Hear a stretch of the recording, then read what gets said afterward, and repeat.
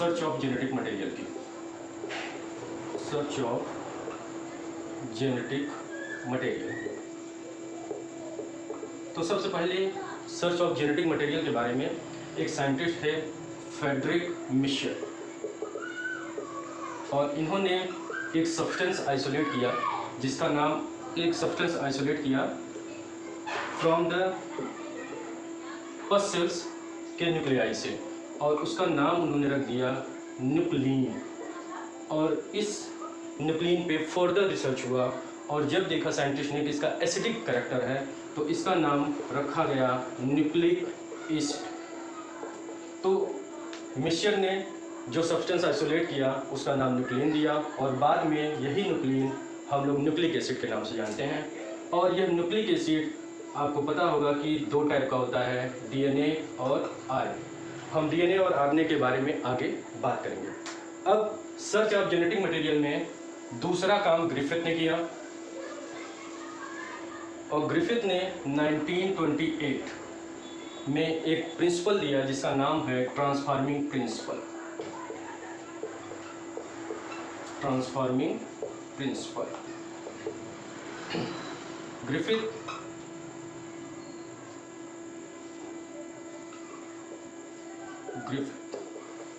और इन्होंने जिस बैक्टीरिया पे काम किया उसका नाम था डिप्लोकोकस न्यूमोनिया, और यह बैक्टीरिया एक डिसीज कॉज करता है जिसका नाम है न्यूमोनिया। ग्रिफिथ ने देखा कि यह जो बैक्टीरिया है इसका दूसरा भी नाम है, हम जैसे जनरली जानते हैं स्ट्रेप्टोकोकस न्यूमोनिया के नाम से भी जानते हैं, दोनों इसका अल्टरनेटिव नाम है, और इसका मेन का कॉज है डिसीज का न्यूमोनिया, और इससे डेथ भी हो जाती है। तो ग्रिफिथ ने इस बैक्टीरिया का देखा कि इसके दो स्ट्रेन होते हैं। पहला स्ट्रेन जो था वह एस से रिप्रेजेंट करते हैं, एस मीन्स होता है स्मूथ, मतलब है कि यह स्ट्रेन जो था दो टाइप का था, एक स्मूथ नेचर का था और दूसरा रफ नेचर का था, जिसको इन्होंने आर से रिप्रेजेंट किया, इसको स्मूथ को एस से।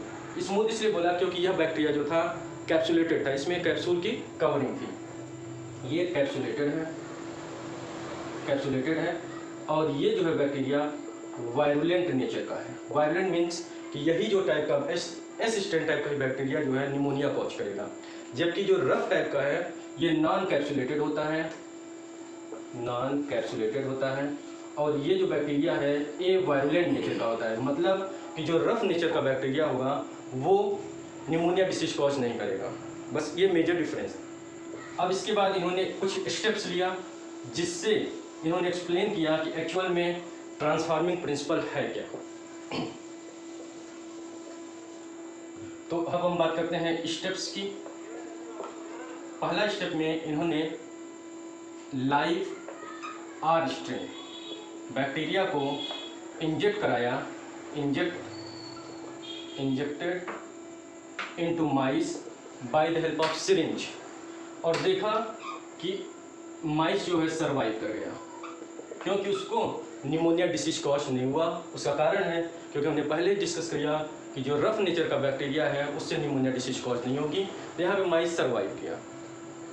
दूसरे स्टेप में इन्होंने लाइव एस स्ट्रेन लिया, लाइव आर स्ट्रेन लिया, और इसको इन्होंने इसमें इंजेक्ट कराया, इंजेक्टेड इनटू माइस, और देखा कि माइस जो है डाइड हो गया।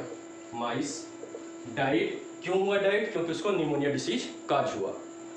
थर्ड स्टेप में इन्होंने क्या किया, हीट किल्ड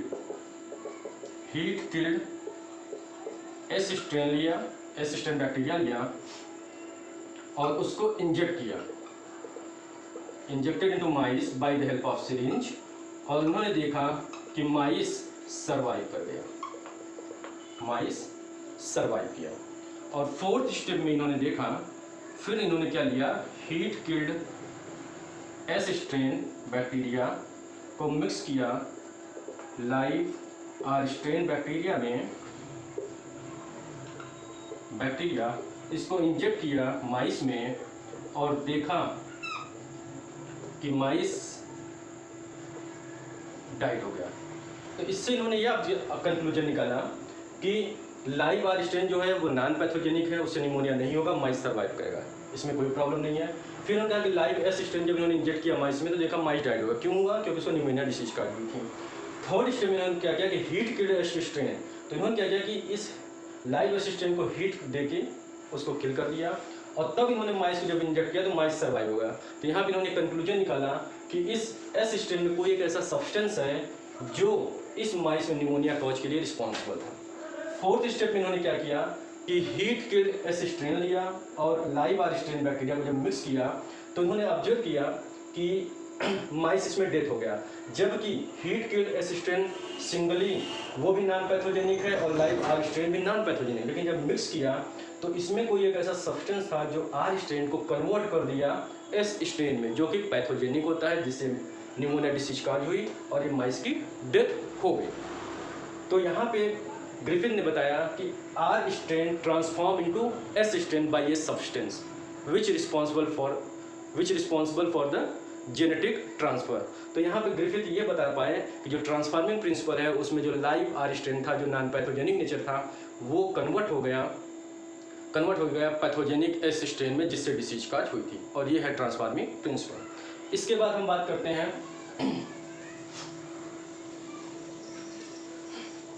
बायोकेमिकल कैरेक्टराइजेशन। अब इसके बाद 1944 पे हम बात करते हैं। 1944 में बायोकेमिकल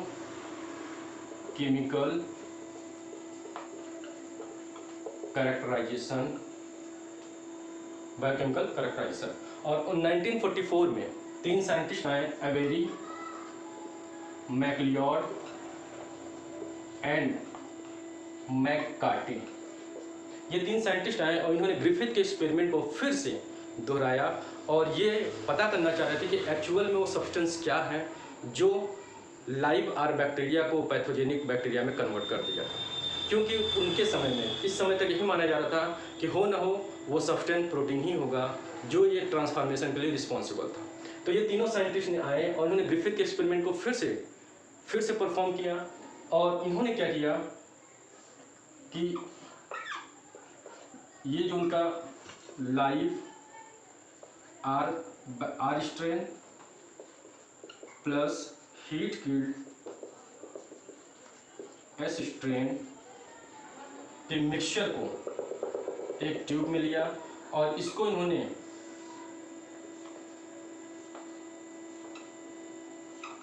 चार ट्यूब में अलग अलग ले लिया। 4 ट्यूब में ये अलग अलग ले लिया।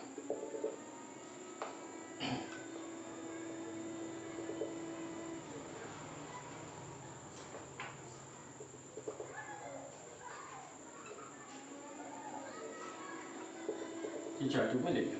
तो सबसे पहले ये था अवेरी, मैकलियोड, मैककार्टी ये जानना चाह रहे थे कि एक्चुअली में ये जो ट्रांसफॉर्मेशन के लिए जो सब्सटेंस रिस्पॉन्सिबल था तो उस समय ये माना जाता था कि प्रोटीन होगा। तो इस टेस्ट ट्यूब में जिसमें ऑलरेडी लाइव आर स्ट्रेन और हीट किल्ड एस स्ट्रेन है तो उसको इन्होंने ट्रीट किया एक एंजाइम है जिसका नाम है प्रोटीएज। और इस प्रोटीएज एंजाइम का काम होता है कि प्रोटीन्स का जो मॉलिक्यूल है उसको ब्रेक कर देगा। फिर इन्होंने जब इसको प्रोटीएज से ट्रीट किया तो ये मान लिया कि इसमें अगर प्रोटीन होगा तो वो टूट गया होगा। तो अब इस एक्सट्रैक्ट में केवल न्यूक्लिक एसिड होगा, डीएनए या आरएनए होगा। तो फिर इसको इस एक्सट्रैक्ट को इंजेक्ट किया, इंजेक्टेड इनटू माइस, और इन्होंने क्या देखा कि माइस अभी भी डाइड हो रहा है, माइस डाइड। तो इससे इन्होंने कंक्लूजन निकाला कि हो न हो ये तो प्रोटीन नहीं है जो एक ट्रांसफॉर्मेशन के लिए रिस्पॉन्सिबल था। फिर दूसरे टेस्ट ट्यूब में इन्होंने कहा कि क्यों न हो सकता है कि आरएनए रिस्पॉन्सिबल हो। तो इन्होंने ये क्या किया कि आरएनए एंजाइम का यूज किया और आरएनए का काम होता है आरएनए के मॉलिक्यूल को तोड़ देना। तो इसका मतलब है कि प्रोटीन तो हमने यहाँ पहले ही देख लिया कि प्रोटीन तो नहीं रिस्पॉन्सिबल है इस ट्रांसफॉर्मेशन के लिए। आरएनए से ट्रीट किया और आरएनए से ट्रीट किया तो ये कंफर्म हो गया कि इसमें जो भी आरएनए होगा वो ब्रेक हो जाएगा। अब इसमें होगा डीएनए और प्रोटीन। तो प्रोटीन तो हम पहले बात करेंगे कि प्रोटीन से कोई मतलब नहीं, क्योंकि प्रोटीन रिस्पॉन्सिबल ही नहीं ट्रांसफॉर्मेशन के लिए। जब आरएनए से ट्रीट करेंगे तो आरएनए ब्रेक कर देगा और इस स्ट्रैट को फिर हम इंजेक्ट करेंगे माइस में, इंजेक्टेड इनटू माइस। और क्या देख रहे हैं कि माइस फिर भी क्या हो रहा है, डाइड हो रहा है। मतलब कि अभी भी ट्रांसफॉर्मेशन हो रहा है, मीन्स कि लाइव आर स्ट्रेन कन्वर्ट हो रहा है एस स्ट्रेन में जो पैथोजेनिक है और माइस को निमोनिया कॉज हो रही है, माइस की डेथ हो जा रही है। फोर्थ स्टेज में इन्होंने क्या देखा, थर्ड स्टेज में इन्होंने क्या किया कि अब हम डीएनए से ट्रीट करते हैं, डीएनए एंजाइम, डीएनए जब डीएनए से करेंगे तो डीएनए एंजाइम का काम होता है डीएनए के मॉलिक्यूल को ब्रेक कर देना। तो इसका मतलब है कि प्रोटीन तो हमने पहले देख लिया कि रिस्पॉन्सिबल है, आरएनए भी नहीं रिस्पॉन्सिबल। अब डीएनए की बात करते हैं। जब डीएनए को ट्रीट किया तो इस स्ट्रैट में डीएनए भी ब्रेक हो गया और इस स्ट्रैट को इंजेक्ट करते हैं इनटू माइस। और क्या देखा कि इस बार माइस सर्वाइव कर गया, माइस सर्वाइव। तो यहाँ से ये कंक्लूजन एवेरी, मैकलियोड, मैकार्टी निकालें कि डीएनए ही रिस्पॉन्सिबल है इस ट्रांसफॉर्मेशन के लिए। जो लाइव आर बैक्टीरिया था वो एस बैक्टीरिया में कन्वर्ट हुआ by the help of DNA. तो यहाँ से इन्होंने कंक्लूजन निकाला कि एक्चुअल में न तो प्रोटीन रिस्पॉन्सिबल था इस ट्रांसफॉर्मेशन के लिए, न आरएनए रिस्पॉन्सिबल है, केवल और केवल डीएनए है। और कुछ साइंस और इन्होंने फिर लाइपेज जो लिपिड को ब्रेक करता है इससे भी किया और इसमें भी क्या देख रहे हैं कि माइस डाइड हो रहा है। तो फाइनली यहाँ से तीनों साइंटिस्ट इस कंक्लूजन पे आए कि डीएनए ही जेनेटिक मटेरियल है जो रिस्पॉन्सिबल था इस ट्रांसफॉर्मेशन के लिए। मीन्स कि जो पेरेंट्स के कैरेक्टर है वो by the help of DNA he transfer होते हैं उनके पेरेंट्स में। लेकिन इस थ्योरी के बाद भी बहुत से साइंटिस्ट जो थे इस पे टोटली